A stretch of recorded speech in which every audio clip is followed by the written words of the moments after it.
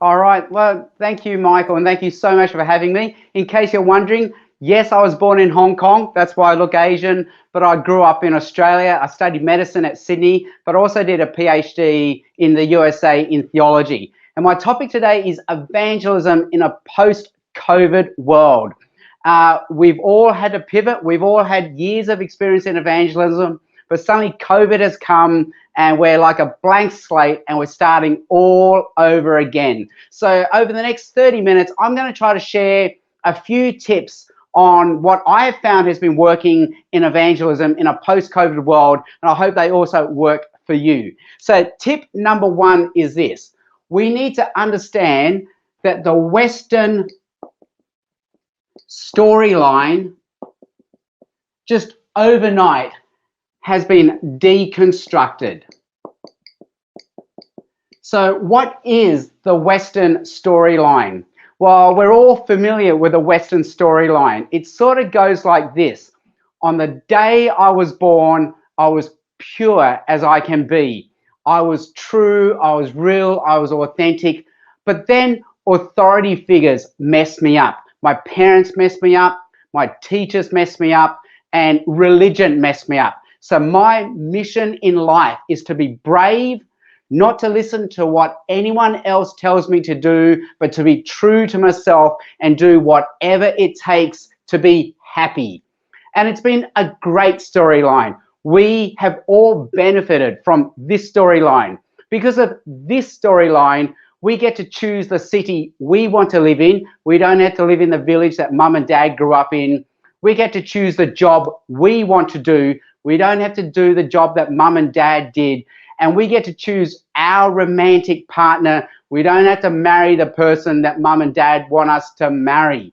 It's been an amazing storyline of individualism,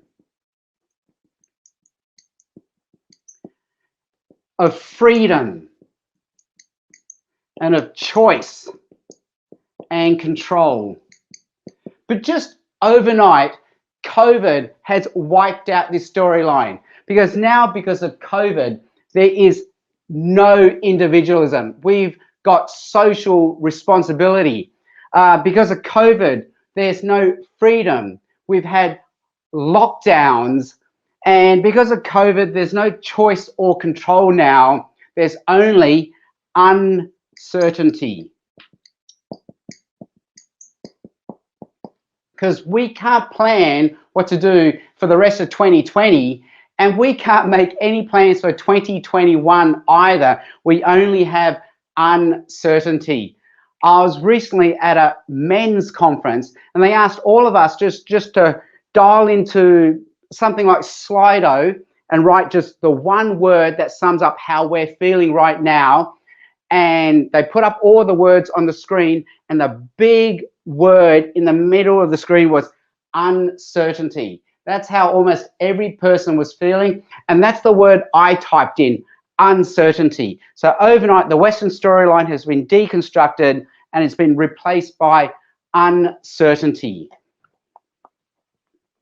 So what does that mean for us when it comes to evangelism now in a post-COVID world? Well, the second thing I want to say is this. It means we can explore different emotional entry points.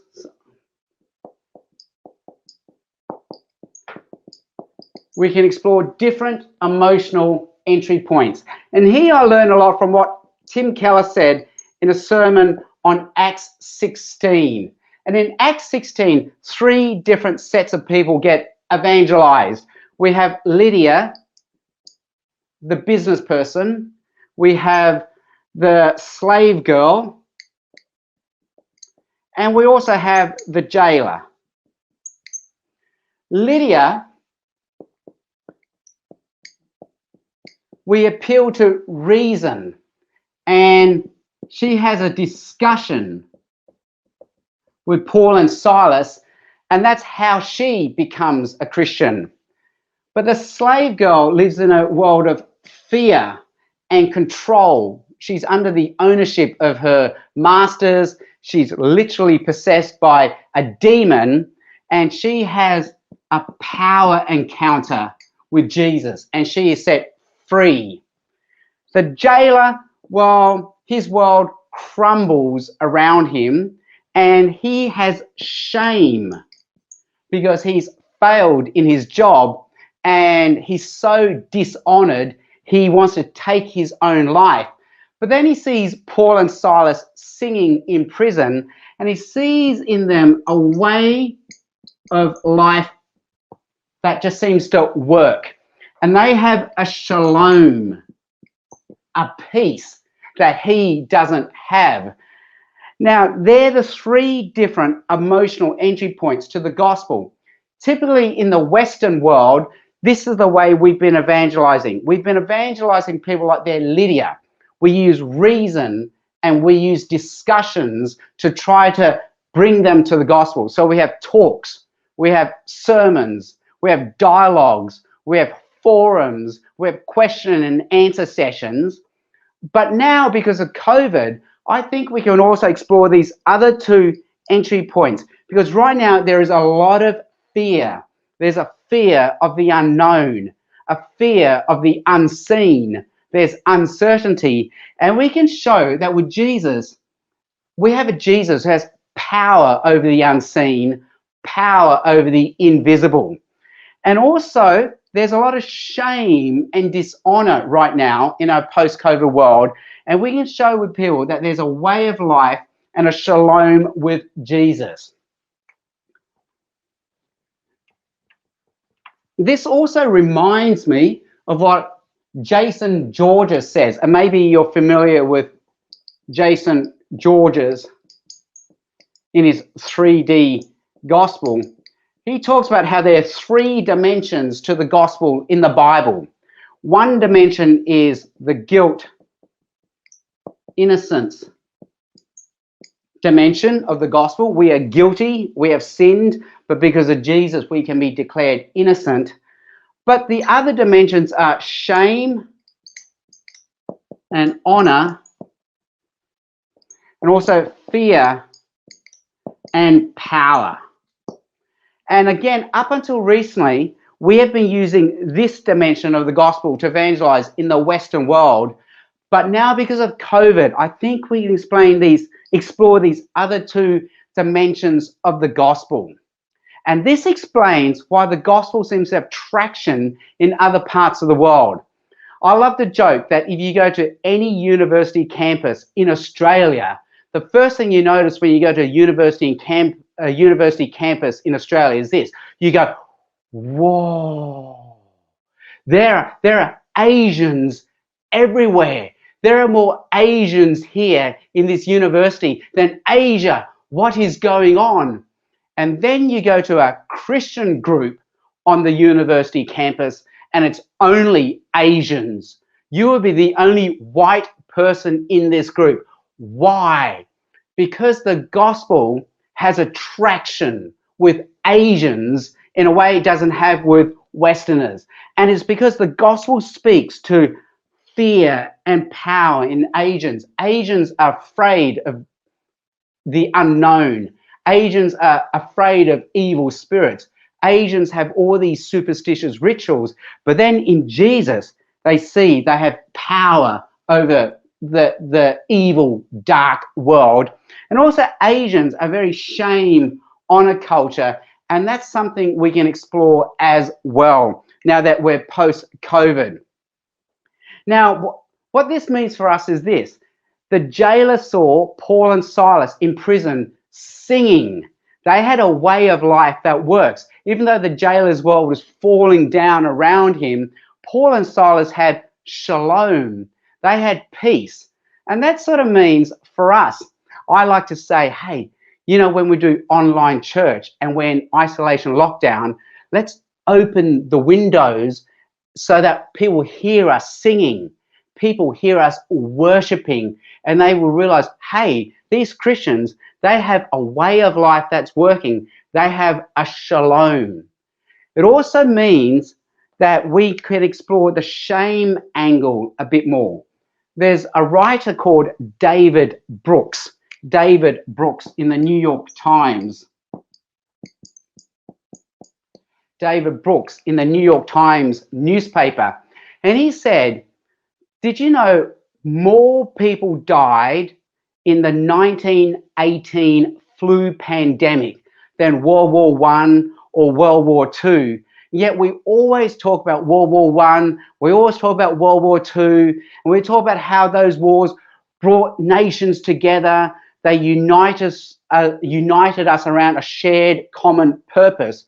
But we never talk about the 1918 flu pandemic. Why? Because in pandemics, there's a lot of shame. We don't like the people that we became during a pandemic. So that's an emotional entry point that we can really, really explore. You know, I live in Australia, and Australians we're really proud about how tough we are. But apparently during the isolation lockdown, we as a country stored up more on toilet paper per person than any other country in the world. And there's something shameful about that. When we bought our toilet paper, we would come out of shops looking around, hoping that no one would see us. There's something shameful about the way we carry on in a pandemic. We don't like the person we became. You know, during isolation lockdown in Australia, we were only allowed out for 3 reasons. We were only allowed to go outside for exercise. We only allowed to go outside for a haircut. And we only allowed outside to buy alcohol. And that's because the government knew we had to drink because there was so much shame we were trying to numb ourselves to. My chaplain friends say during the isolation lockdown of the pandemic, addictions went sky high. People were addicted to alcohol, gambling, and pornography. There's so much shame about how we carried on during the pandemic. What this also means is we can explore more the power that we can enjoy in God.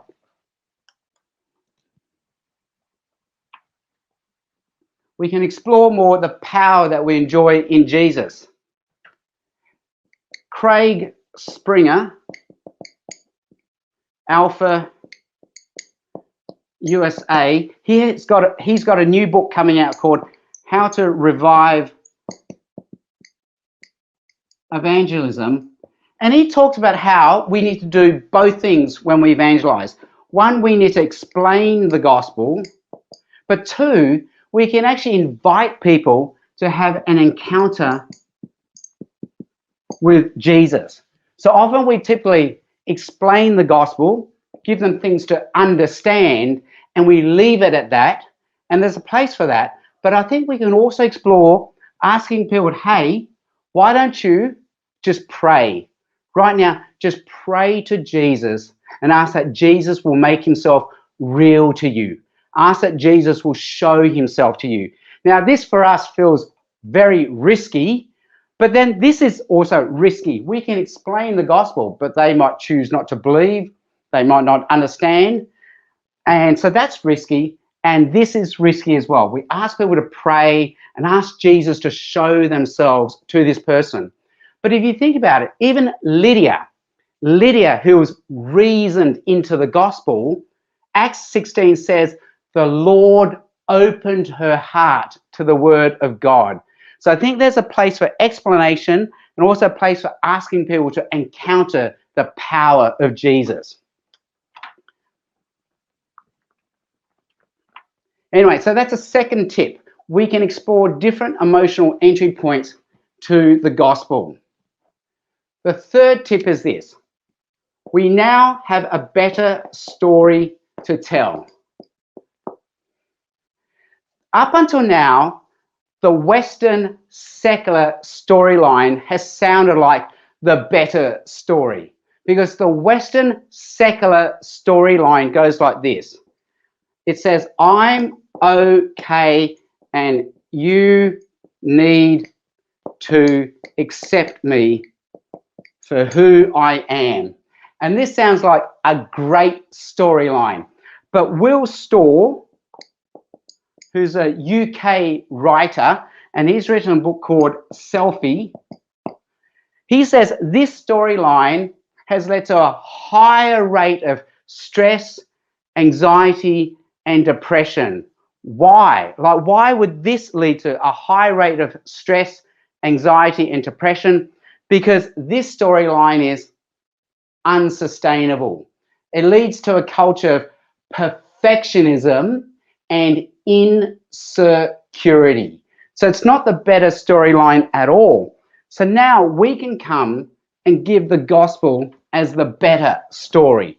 And the better story is this: I'm not okay, and that's okay, because Jesus accepts me for who I am.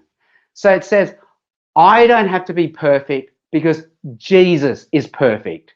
Jesus is perfect, so I don't have to pretend to be perfect anymore. So it allows us to be humble and secure at the same time.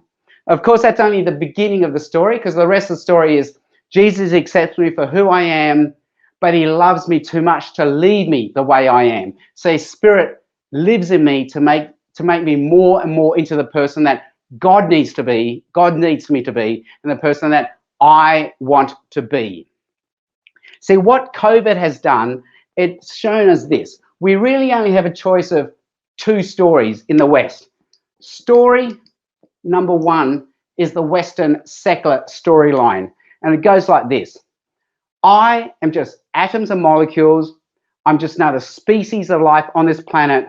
I'm just a blip in the timeline of the universe. Species come, species go. Viruses come, viruses go. This pandemic, it's just an event that happens in the timeline of the universe, but there is no meaning, there is no purpose. Get over it. That's storyline number one. But storyline number two is this, and it's the better story. There's a God who loves you, who made you, who saves you. He sent his son Jesus to die for you, and Jesus lives for you. And you can be part of Team Jesus, and you can live for Jesus and be part of his mission for this universe, to bring his love, mercy, and justice onto this planet. And now, because of COVID, this does sound like the better story, because what it does is it gives us purpose. They say humans have three very basic needs. Apart from food, shelter, and warmth, our three basic needs are this. We need transcendence,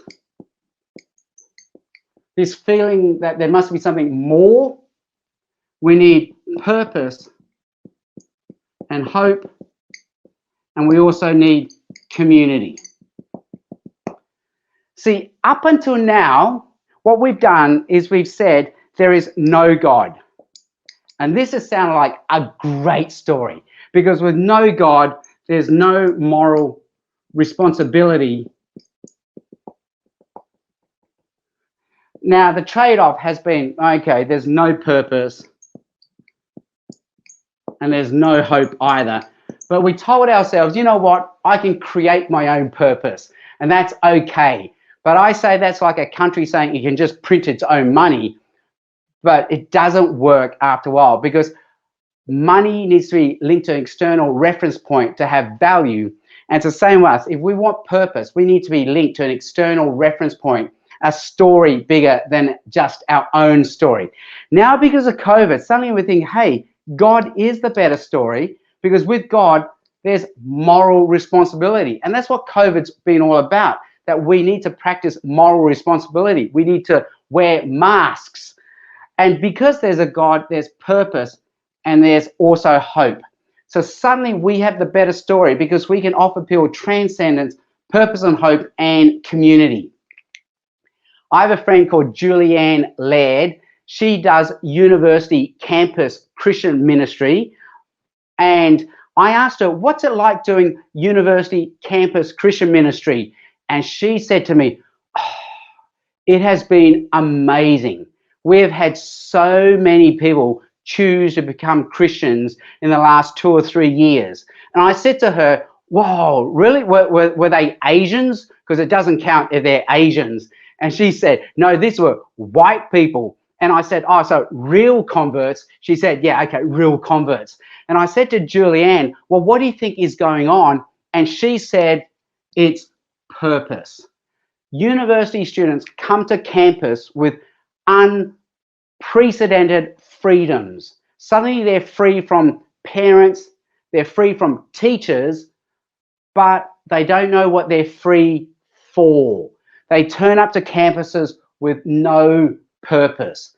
But now they see in Jesus, in the gospel, there is purpose, there is hope. So that's number 3.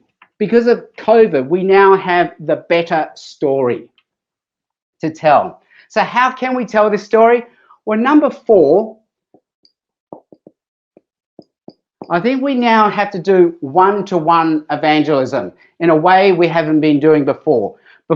You know, in the last 10 or 20 years, because we're so post-Christian, I think we're moving away from event-based evangelism to personal, conversation-based evangelism.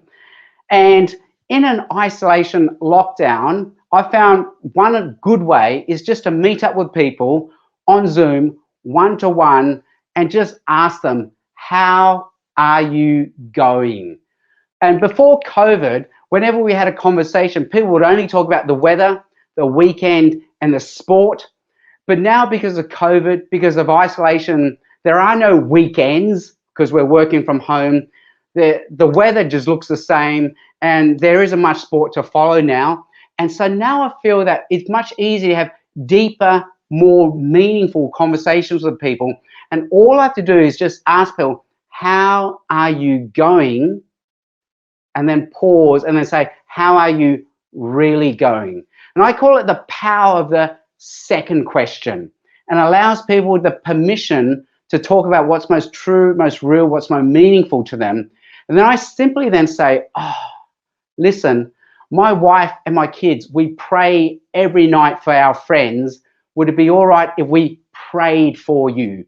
And almost everyone says, oh, that would be wonderful. Please, could you pray for us?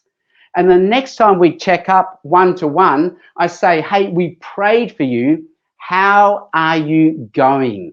And because we prayed for them, it gives them permission to now talk about spiritual, sacred conversations. And so now we can have sacred, spiritual, one-to-one conversations.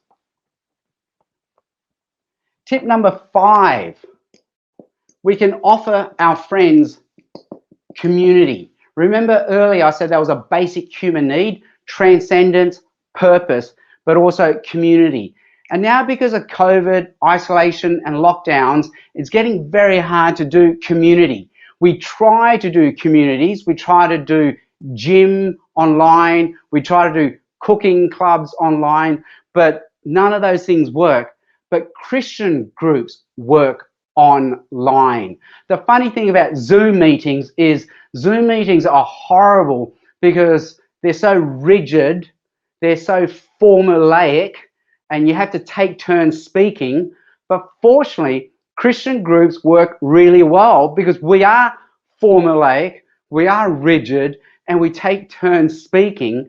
So what I think is good is if we could invite our non-Christian friends to join a Christian Zoom meeting, and at the start we say things like, hey, this is a Christian group, but it's open to people of all beliefs and faiths, and we ask that everyone just be respectful of people of different beliefs and faiths, and just watch what we do. And suddenly people see that Christians have a community that survives not because of Zoom, but despite Zoom.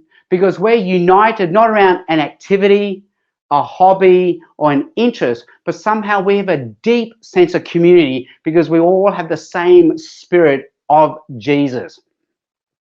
And the 6th thing I want to share is this. Now that we're post-COVID, we need to really start thinking more about how we do things digitally. And the earlier person, Samuel, he shared how some things were going really well in the digital online world for him. So what I think COVID has done for us is the equivalent of what the Roman roads have done for us, what the printing press, and what the internet has done. It's revolutionized the way we do communication. So think about all these things. When the Apostle Paul wrote a letter to the Thessalonians, he wrote it to the Thessalonians, yes, but we're reading that same letter now for ourselves 2,000 years later. When Luther writes a sermon to his friends in Germany in the 1500s, he's writing it to his friends in Germany in the 1500s. But yes, we're reading it for us 500 years later. So what this means is this: our audience, our time, and our space is now way bigger than we realized. What's happened is whatever we put online is almost like the Gideon's Bible. Because you know when you go to a hotel and you open the drawer and there's a Gideon's Bible in there, and you think, who reads a Gideon's Bible? Yes, but at 2 in the morning when you're lonely, you might pull out the Gideon's Bible and read it. And it's the same way when we put stuff online and we invite our friends to watch it. Often they don't watch it, but maybe they will one day later, 1 week later, and maybe even 10 years later. So our audience, our time and space is way bigger than it used to be. So maybe we need to start thinking hard about how we do things digitally. And I remember when the internet first came on, we used to put things on web pages, and people used to think all I have to do is get a book and do a one-to-one transfer to a web page, but it didn't work. It was awful. A web page is a different medium from a book. And it could be the same for us. We think that whatever we used to do, we just got to put a camera in front of us and then boom, that can go online. But I don't think so. I don't think it's a one-to-one correlation. So I'll give you one simple example. When we do church, normally before COVID, people would turn up to church usually 5, 10, 15 minutes late. So we used to put all the not so important stuff at the front half of the church service, and then put the main stuff, maybe the preaching, in the back half of the service when everyone had turned up. But now that we're digital, people usually click on and click off within 30 seconds. So we might have to start putting the good stuff right at the front of whatever we put on digitally. Anyway, my time is up. I've got so much more I want to say. I've still got 1 more minute. So let me say this. If you liked what you just got then, there's some things you can do. Number 1, check out bit.ly post-COVID playbook. I'm with City Bible Forum, and a lot of what you just heard today and even more can be found in a post-COVID playbook that we made available in a series of videos, and also a PDF that you can download from bit.ly post-COVID playbook. Now, I've also just put out a book called How to Talk About Jesus Without Being That Guy, and it's only just come out this week with Zondervan. And also number 3, I put out a book called Evangelism in a Skeptical World about 2 years ago. So if you like what you heard tonight and you want to follow it up even more, these are the 3 best places you can go to.